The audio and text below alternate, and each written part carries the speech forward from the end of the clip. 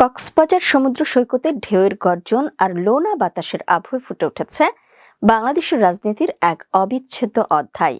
সাবেক প্রধানমন্ত্রী ও BNP chairperson প্রয়াত বেগম খালেদা জিয়ার দীর্ঘ 4 দশকের রাজনৈতিক সংগ্রাম এবং পারিবারিক জীবনের উপর ভিত্তি করে আয়োজিত 2 দিনব্যাপী আলোকচিত্র ও প্রামাণ্যচিত্র প্রদর্শনী পর্যটক ও স্থানীয়দের মাঝে ব্যাপক সাড়া ফেলেছে। Bogura media and cultural centre, Sarwar Ruman, Cox's Bazar ওয়ালাসাউফা ইউতিকা রাব্বুকা।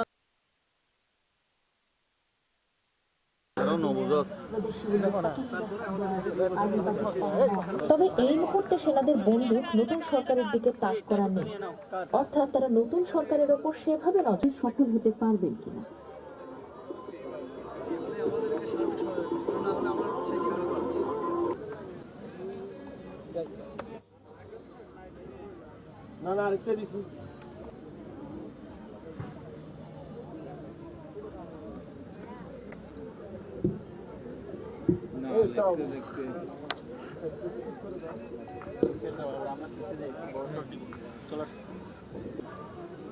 উপস্থিত আছেন ইসলাম জনি, উপস্থিত আছেন কক্সবাজার জেলা সচিব শাহিনুল ইসলাম শাহিন, উপস্থিত আছেন কক্সবাজারের বিভিন্ন Bogura media and cultural society ঢাকার উদ্যোগে সৈকতের সুগন্ধা পয়েন্টে এই প্রদর্শনীর আয়োজন করা হয়, যা ছিল দেশব্যাপী প্রদর্শনীর প্রথম ধাপের সমাপনী পর্ব।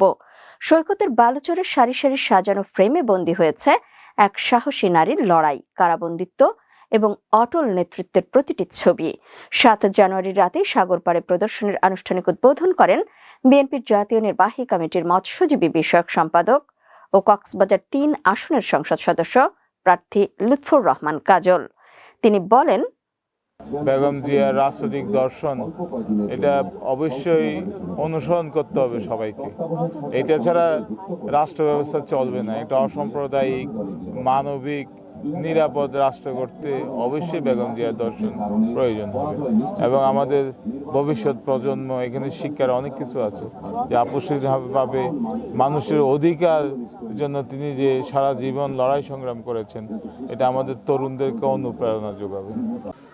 সঞ্চালনায় রয়েছেন শাহাদাত হোসেন রেমন। মঞ্চ উপবিষ্ট এবং মঞ্চের সামনে যারা আজকের এই আয়োজনে দেশমাতা বেগম খালেদা জিয়াকে নিয়ে কালচার এন্ড মিডিয়া